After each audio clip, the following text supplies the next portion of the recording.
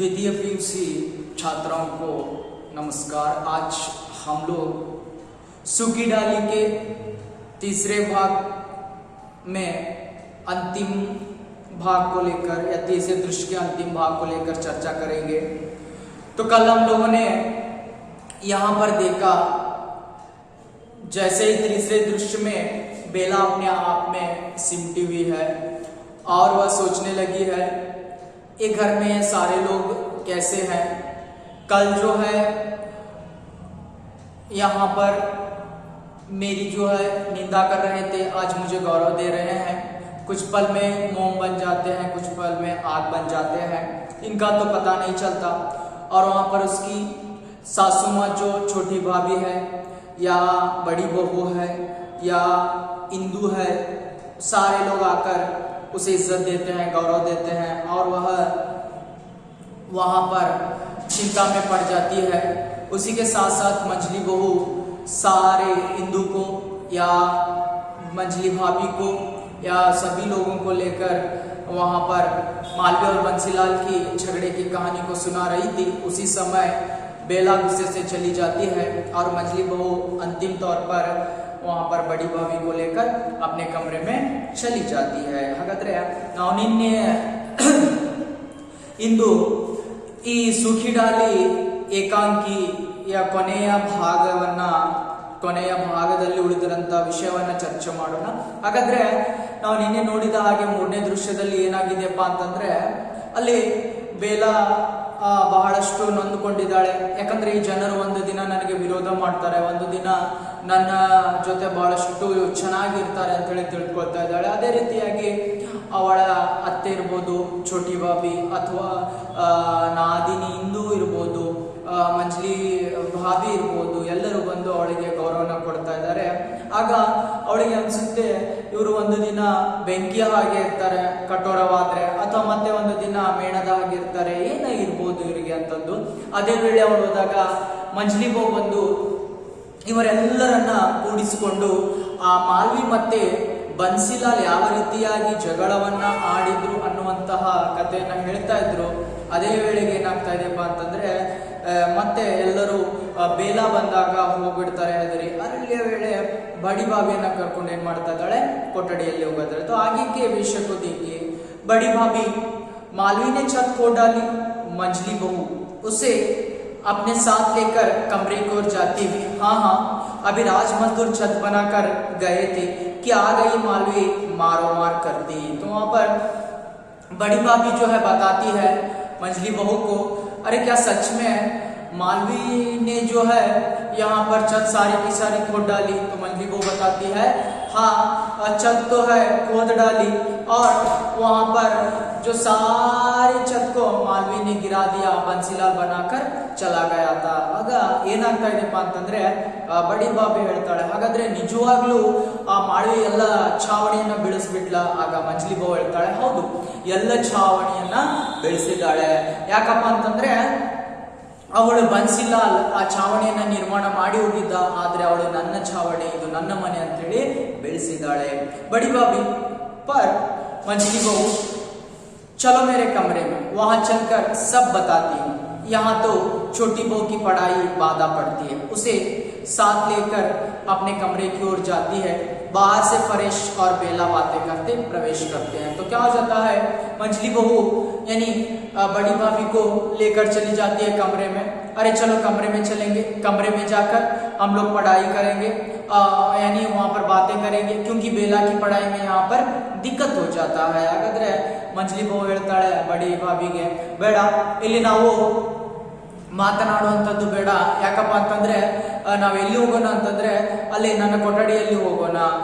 ಇಲ್ಲಿ ನಾವು ಒಂದ್ ವೇಳೆ ಮಾತನಾಡಿದ್ರೆ ಅಥವಾ ನಗುತ್ತಾ ಇದ್ರೆ ಏನು ಸಣ್ಣ ಸೊಸೆ ಬಂದಂತಹ ಬೇಲಾಳ ಒಂದು ಅಧ್ಯಯನದಲ್ಲಿ ಅಡಚಣೆ ಉಂಟೆ ಆಗ್ತಾ ಇದೆ। ಬೇಲಾ अर्ध कंठ से आप मुझे मेरे मायके भेज दीजिए, मुझे ऐसा लगता है जैसे मैं अपरिचितों में आ गई हूँ, कोई मुझे नहीं समझता, किसी को मैं नहीं समझती।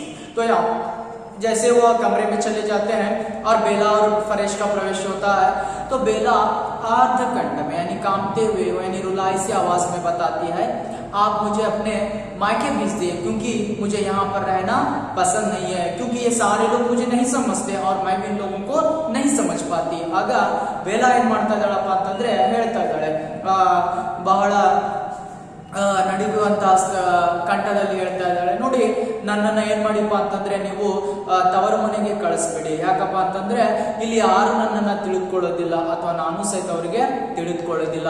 ಒಬ್ಬರನ್ನ ಇಲ್ಲಿ ಒಬ್ಬರು ಅರ್ಥ ಮಾಡ್ಕೊಳ್ಳುವಂಥದ್ದೇ ಕಷ್ಟ ಆಗಿದೆ. ನಾ ಈ ಮನೆಯಲ್ಲಿ ಇರೋದಿಲ್ಲ. ಫರೇಶ್ आखिर बात क्या है, कुछ कहो भी. फरेश बताता है आखिर बात क्या है, बता तो सही. ಹಾಗಾದ್ರೆ ಏನಿದೆ, ಏನ್ ಮಾತನಾಡಿದೆ ಹೇಳಾದ್ರೂ ಹೇಳು.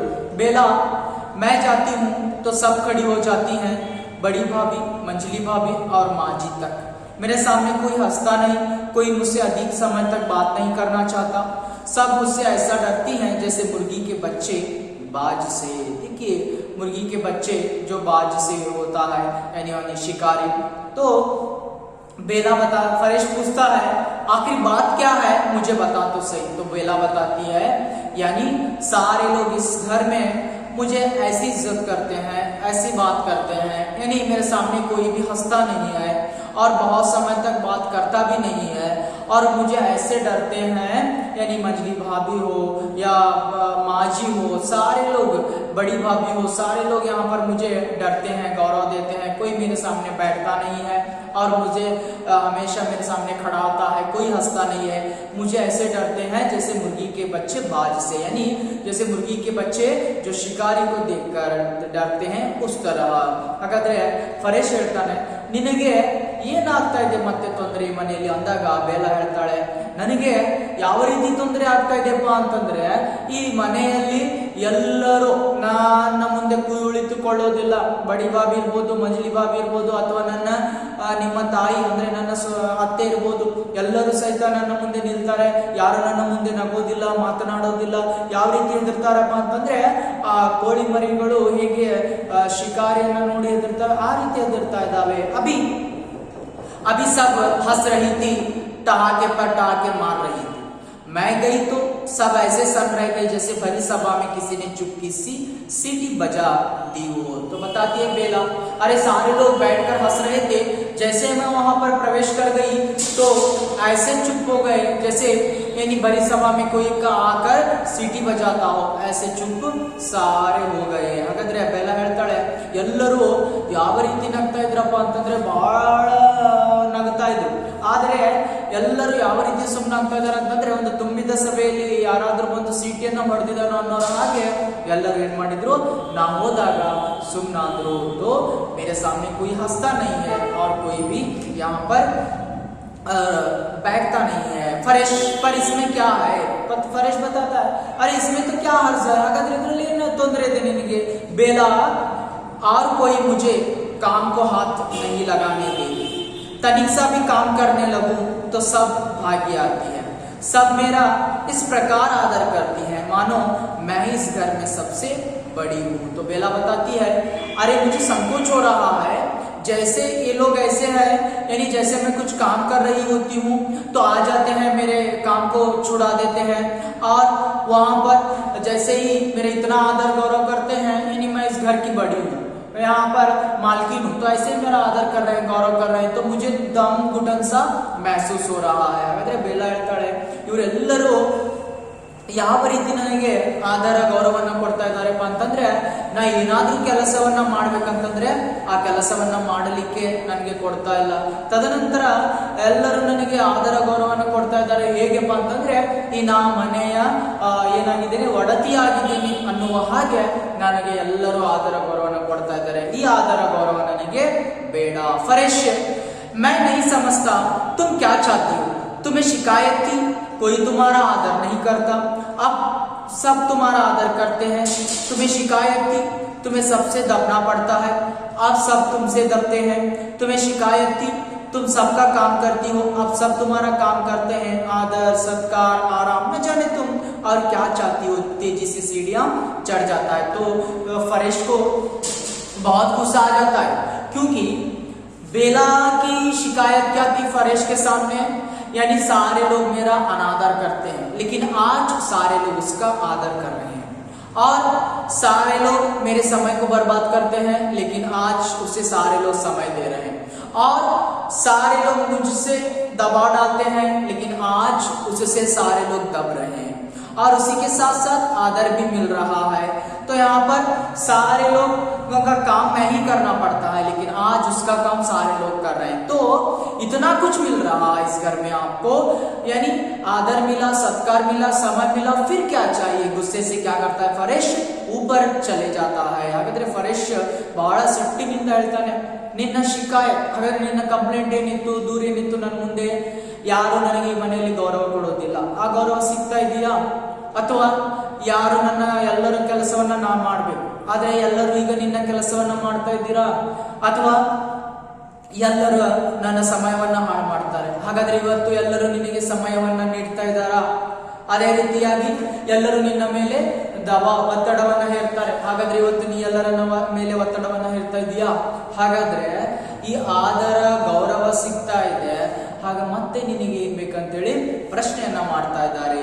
तेजी से सीढ़ियां चढ़ जाता है, बेला निडाल होकर कुर्सी में दस जाती है। देखिए वह गुस्से से चला जाता है, तो बेला क्या करती है, निडाल सी होकर, थकी हुई सी होकर कुर्सी पर बैठ जाते हैं और सोचती है न जाने मैं क्या चाहती हूँ। तो अपने आप में कहती है अरे मैं क्या चाहती हूँ मुझे पता ही नहीं है। ಹಾಗಾದ್ರೆ ಬೇಲಾ ಏನ್ ಮಾಡ್ತಾ ಇದ್ದಾಳಪ್ಪ ಅಂತಂದ್ರೆ, ನಿಡಾಳ್ ಏನು ದಣದಿದಾಳ ಅನ್ನುವ ಹಾಗೆ ಕುತ್ಕೊಂಡ್ಬಿಡ್ತಾಳೆ, ಕೂಳ್ತೇನು ನನಗೆ ಏನು ಬೇಕು ಅಥವಾ ನಾ ಏನ್ ಇಷ್ಟಪಡ್ತೇನೆ ಅನ್ನುವಂಥದ್ದೇ ಗೊತ್ತಾಗ್ತಾ ಇಲ್ಲ। ಸಿಸಕ್ನೆ ಲಗ್ತಿ है न जाने मैं क्या चाहती हूँ, पर मैं इतना जानती हूँ कि मैं यह सब आदर सत्कार सुख आराम नहीं चाहती। तो रोते रोते बताती है अरे मुझे सब नहीं चाहिए आदर सत्कार, लेकिन मैं यहाँ पर इतना चाहती हूँ मुझे आराम सत्कार गौरव नहीं चाहिए। ಹಾಗಾದ್ರೆ ಅವಾಗ ಸಿಸಕ್ನೆ ಲಗ್ತಿ है, ಅಳ್ತಾ ಅಳ್ತಾ ಹೇಳ್ತಾಳೆ, ಬಿಕ್ಕಳಿಸ್ತಾ ಇರ್ತಾಳೆ, ಏನಪ್ಪ ಅಂತಂದ್ರೆ ನಾನು ಏನ್ ಇಷ್ಟಪಡ್ತೀನಿ ನನ್ಗೆ ಗೊತ್ತಿಲ್ಲ, ಆದ್ರೆ ನಾನು ಇಷ್ಟು ಮಾತ್ರ ಇಷ್ಟಪಡ್ತೀನಿ, ಈ ಮನೆಯಲ್ಲಿ ನನಗೆ ಆದರ ಗೌರವ ಆರಾಮ್ ಇರುವಂತದ್ದು ಬೇಡ। बाहों में मुंह छिपाकर सिसकती हैं, इंदु हाथ में कुछ मैले कपड़े लिए हुए बाहर के दरवाजे से प्रवेश करती है। जैसे ही बेला बैठकर रो रही थी उसी समय इंदु का प्रवेश हो जाता है। ಹಾಗಾದ್ರೆ ಏನು ಬೇಲಾ ಕುತ್ಕೊಂಡು ಅಳ್ತಾ ಇದ್ಲು, ಅದೇ ವೇಳೆಗೆ ಇಂದು ಏನ್ ಮಾಡ್ಬಿಡ್ತಾಳೆ, ಪ್ರವೇಶವನ್ನ ಮಾಡ್ತಾ ಇದ್ದಾಳೆ। ಇಂದು भाभी जी, बेला उसी प्रकार चुप बैठी रहती है। इंदु बेला के कंधों पर को हिलाकर भाभी जी बेला मुंह ऊपर उठाती है। तो देखिए हाय भाभी जी आप तो रो रही है। वहां पर जैसे बेला बैठकर रो रही थी तो इंदु बताती है भाभी को, अरे भाभी जी पुकारती है, लेकिन बेला नहीं देखती है, फिर भी उसके कंधों के ऊपर हाथ रखकर बताती है अरे भाभी जी आप तो रो रही है।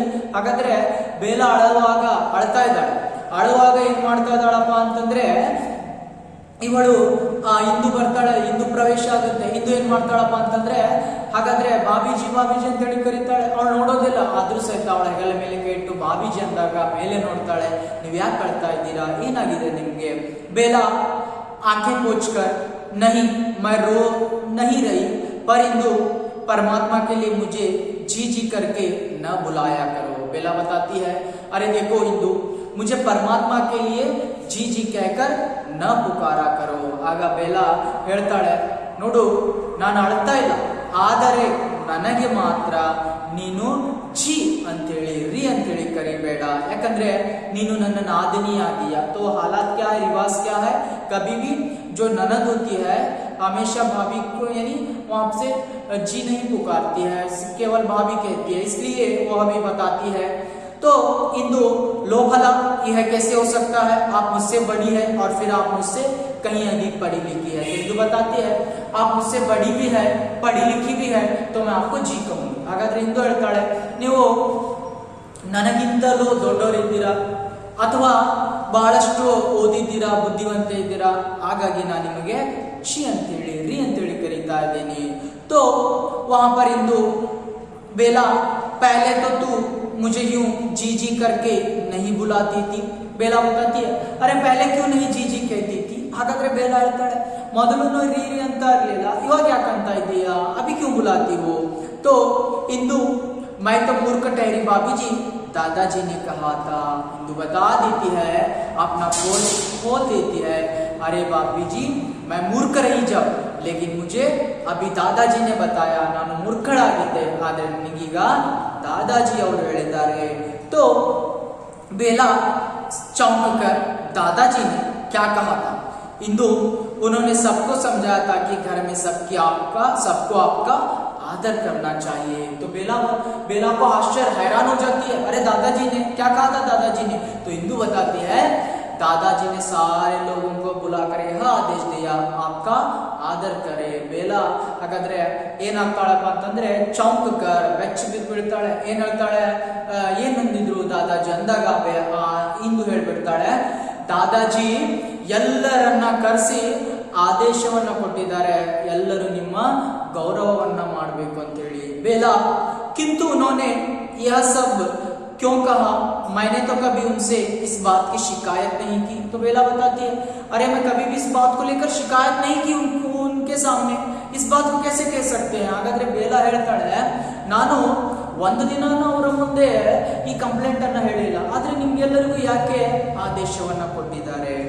इंदु शायद छोटे भैया ने उनसे यह कहा था कि आपका मन यहाँ नहीं लगता, आप बाग वाले। बेला, ओ यह बात है। तो इंदु बताती है, अरे छोटे भैया यानी फरेश जाकर दादाजी के सामने बता दिया था, मेरे पत्नी बेला का मन नहीं लग रहा है, इसलिए बाग वाला मकान देना चाहिए, इसलिए उन्होंने आपको आदर करने के लिए कहा है। तो बेला सारी बातों को समझ जाती है। ಆಗ ಇಂದು ಹೇಳ್ತಾಳೆ, ಯಾಕೆಪ್ಪ ನಿಮಗೆ ಆದರ ಗೌರವವನ್ನು ಕೊಡ್ಲಿಕ್ಕೆ ಹೇಳಿದಾರೆಪ್ಪ ಅಂತಂದ್ರೆ, ಅಲ್ಲಿ ದಾದಾಜಿಯವರ ಮುಂದೆ ಫರೇಶ್ ಹೋಗಿ ಏನ್ ಹೇಳಿದಾನೆ, ನಿಮಗೆ ಈ ಮನೆ ಇಷ್ಟ ಆಗ್ತಾ ಇಲ್ಲ, ನಮಗೆ ತೋಟದ ಮನೆಯನ್ನ ಕೊಡಿ ಅಂತ ಹೇಳಿದ್ದ। ಹಾಗಾಗಿ ದಾದಾಜಿ ಎಲ್ಲರಿಗೂ ಆದೇಶವನ್ನ ಕೊಟ್ಟಿದ್ದಾರೆ ಅಂದಾಗ ಬೇಲಾ, ಓ ಈ ವಿವರಣೆ ಇದೆಯಾ ಅಥವಾ ಈ ಮಾತಿದೆಯಾ ಅಂತ ಹೇಳಿ ತಿಳಿದುಕೊಳ್ತಾ ಇದ್ದಾಳೆ। ಇಂದು दादाजी और सब कुछ सह सकते हैं, किसी का अलग होना नहीं सह सकते,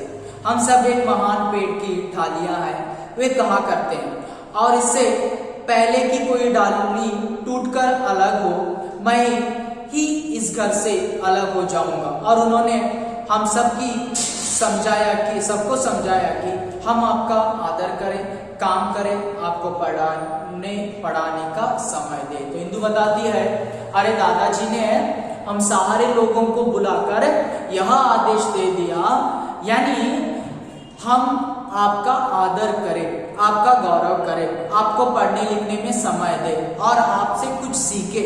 उसी के साथ साथ उनका कहना है, हमारा जो परिवार है बरगद के पेड़ के समान है, इस बरगद के पेड़ से कोई डाली टूटकर अलग होना उन्हें पसंद नहीं है। इस तरह क्या किया, उन्होंने समझाया, इसलिए सारे लोग आपका आदर गौरव कर रहे हैं। ಆಗ ಇಂದು ಹೇಳ್ತಾಳೆ, ಯಾಕೆ ದಾದಾಜಿಯ ಆಸೆ ಏನಪ್ಪಾ ಅಂತಂದ್ರೆ, ನಮ್ಮ ಪರಿವಾರ ಆಲದ ಮರ ಇದ್ದ ಹಾಗೆ, ಈ ಆಲದ ಮರದ ಯಾವುದೇ ಕೊಂಬೆಯು ಸಹಿತ ಏನಾಗಬಾರ್ದು, ಮುರಿಬಾರ್ದು ಅಥವಾ ಮುರಿದು ದೂರ ಆಗಬಾರ್ದು, ಅಂದ್ರೆ ಮನೆಯ ಸದಸ್ಯರು ಯಾರು ಬೇರೆ ಆಗಬಾರ್ದು।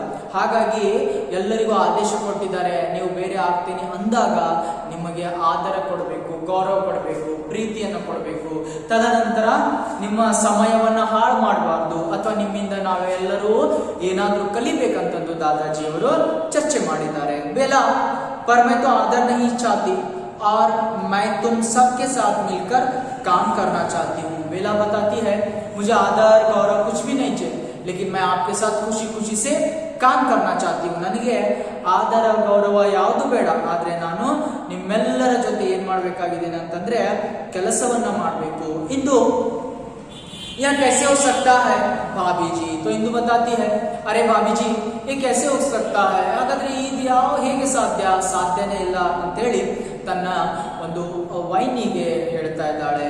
ಬೇಲಾ दीर्घ निश्वास छोड़ती हुई, आप लोगों ने मुझे कितना गलत समझा और मैंने आप लोगों को कितना। तो बेला को जब बात पता चल जाती है तो वह दीर्घ निश्वास यानी खुली सांस को लेकर छोड़ देती है, बताती है, आप लोगों ने मुझे बहुत गलत समझा और मैं भी आप लोगों को। ಹಾಗಾದ್ರೆ ಬೇಲಾ ಏನ್ ಮಾಡ್ತಾ ಹೇಳಪ್ಪ ಅಂತಂದ್ರೆ, ಉಸಿರನ್ನ ಜೋರಾಗಿ ತಗೊಳ್ತಾ ಹೇಳ್ತಾಳೆ, ಟುಸಿರನ್ನ ಬಿಡ್ತಾಳೆ.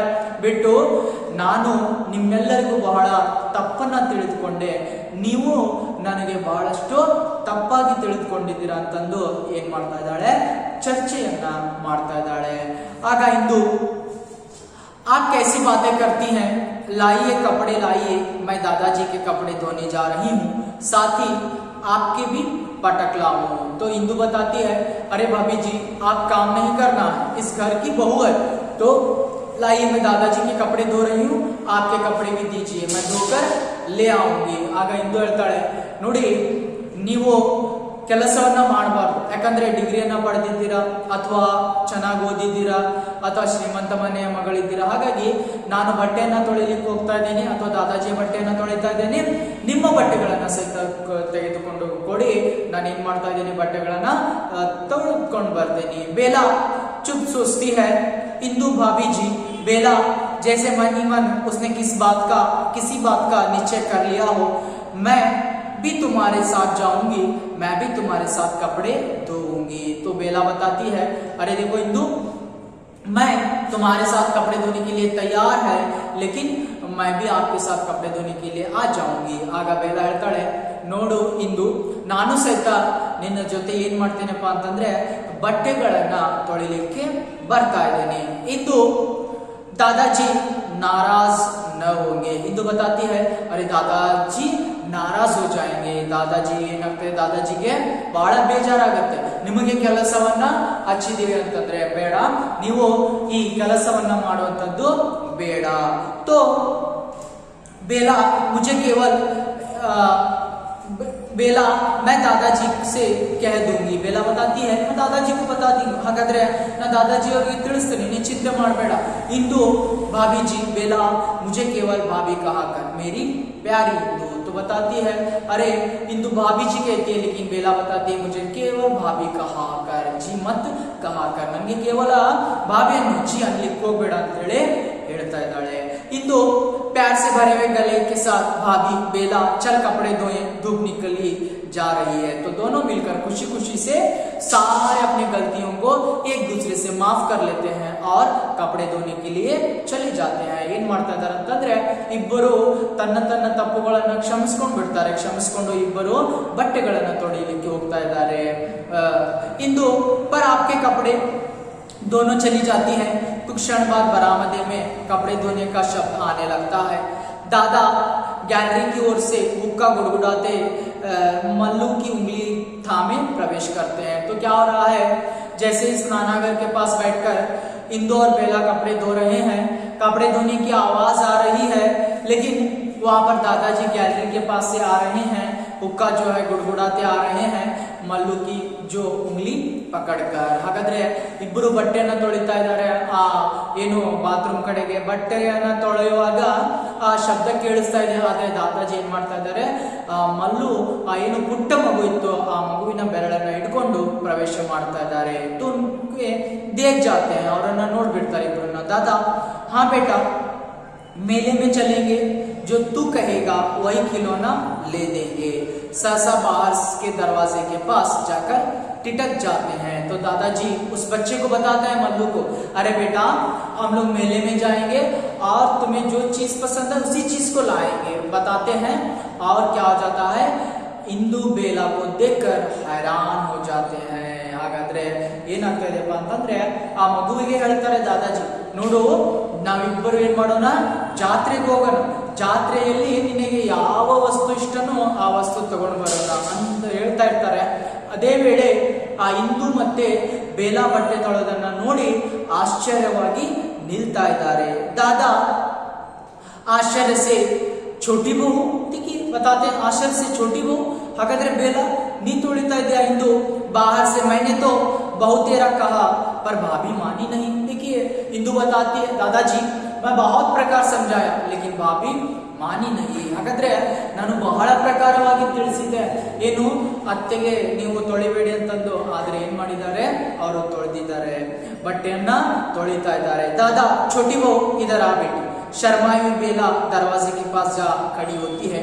तो दादाजी तुरंत क्या करते हैं, उस छोटी बहू बेला को अपने पास बुला लेते हैं। तो बेला शर्मते शर्मते अपने जो दादाजी के पास जाकर रुक जाती है। ಹಾಗಾದ್ರೆ ಏನ್ ಮಾಡ್ತಾಳೆ ಅಂತಂದ್ರೆ ದಾದಾಜಿ ಆ ಸೊಸೆಯನ್ನ ಕರೀತಾರೆ, ಕರೆದ ತಕ್ಷಣನೇ ಅವಳು ಏನ್ ಮಾಡ್ತಾ ಇದ್ದಾಳೆ ಅಂದ್ರೆ ನಾಚಿಕೆ ಪಟ್ಟು ಹೋಗಿ ನಿಲ್ತಾ ಇದ್ದಾಳೆ। दादा बेटा कपड़े धोना तुम्हारा काम नहीं, पढ़ लिख कर। दादाजी बताते हैं देखो बेला बेटा, आप कपड़े धोने का आपका काम नहीं है क्योंकि आप पढ़ी लिखी है, यानी आपका समय पढ़ाई लिखाई में दे दो। ಹಾಗಾದ್ರೆ ನೀನು ಹೆಚ್ಚಿಗೆ ಓದಿದೀಯಾ ಬರ್ದಿದೀಯಾ, ಬಟ್ಟೆನ ತೊಳಿಬೇಡ ಅಂತೇಳಿ दादाजी ಹೇಳ್ತಾ ಇದ್ದಾರೆ ಬೇಲಾಳಿಗೆ।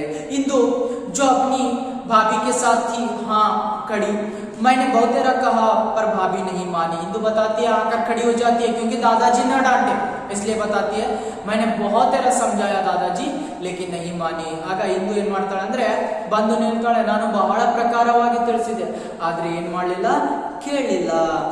दादा जिन्हें इंदु के स्वर का अनादर अच्छा नहीं लगा, इंदु तुझे इतनी बार कहा है कि आदर से। तो दादाजी बताते हैं अरे इंदु इतनी बार कहा है भाभी को जी कहा कर, लेकिन फिर भी तू भाभी कह रही है, यानी दादाजी डांटते।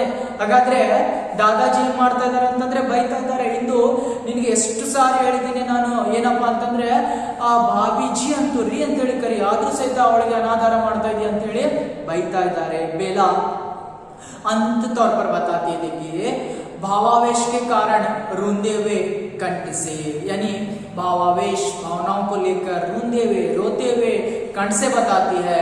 भावनेಗೆ ಒಳಪಟ್ಟು ಅಳ್ತಾ ಅಳ್ತಾಳೆ। दादाजी आप पेड़ से किसी ढाली का टूटकर अलग होना पसंद नहीं करते, पर क्या आप चाहेंगे कि पेड़ से लगी लगी वह डाल सूख कर मुरझा जाए। देखिए बेला बताती है दादाजी आप तो पेड़ से कोई ढाल को अलग होना पसंद नहीं करते, क्या वही डाल टूटकर पेड़ में रह जाती, इधर सूख भी नहीं पाती और इधर हरी भरी पनप भी नहीं जाती, तो है क्या आप ऐसी डाली को पसंद करेंगे, यानी उस डाली की तरह मैं हो जाऊंगी।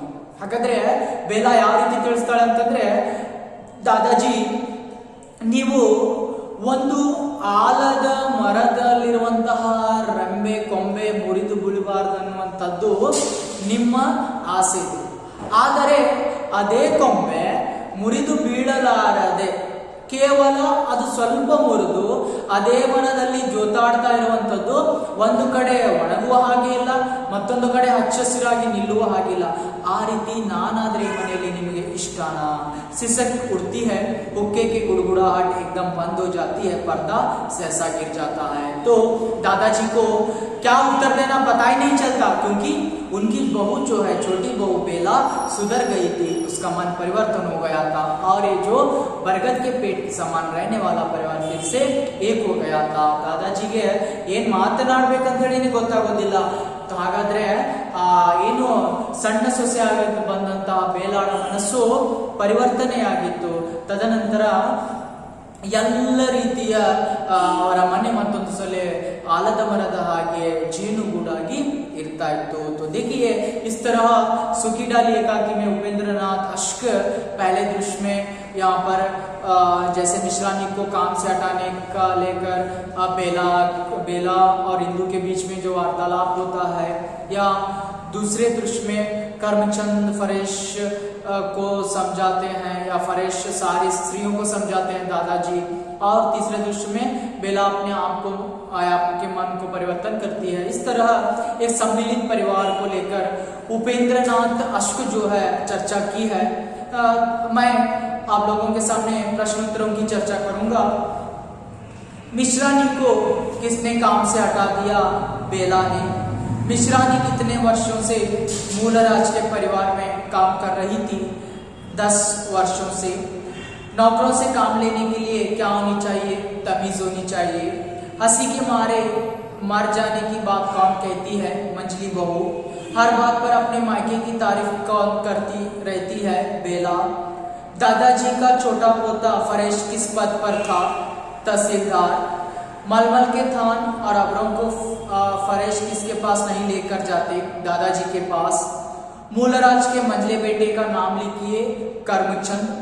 दादाजी के अनुसार उनका परिवार किस पेड़ के समान है? बरगद पेड़ के समान।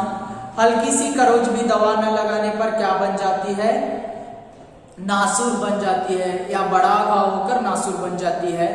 छोटी बहू के मन में किसकी मात्रा जरूरत से ज्यादा है? दर्प। घृणा को किससे नहीं मिटाया जा सकता? घृणा से। बरगद का पेड़ किन लोगों ने उखाड़ दिया? मल्लू जगदीश ने। दादाजी ने फरेज से छोटी बहू को कहां ले जाने के लिए कहा? बाजार।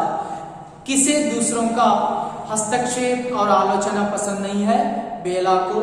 व्यक्ति किन गुणों से बड़ा होता है? बुद्धि और योग्यता से। पेड़ की छाया को बढ़ाने का काम कौन करती है? पेड़ की सारी डालियां। दादाजी को किस कल्पना से सियर होने लगती है? पेड़ से डाली अलग होने की कल्पना से। बरगद के पेड़ की कहानी किनका निर्माण करती है? समाज का और राष्ट्र का निर्माण करती है।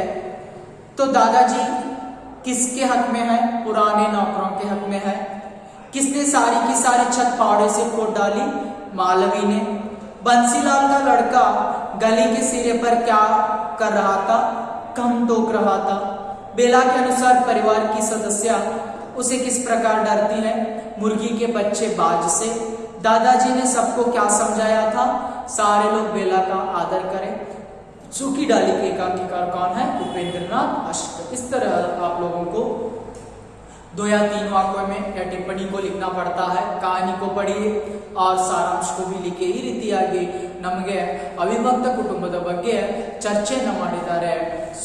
ಯಾರಪ್ಪ ಅಂತಂದ್ರೆ ಉಪೇಂದ್ರನಾಥ್ ಅಷ್ಕರ್ ಅವರು ಸುಖಿ ಡಾಲಿ ಏಕಾಂಕಿಯ ಮುಖಾಂತರ.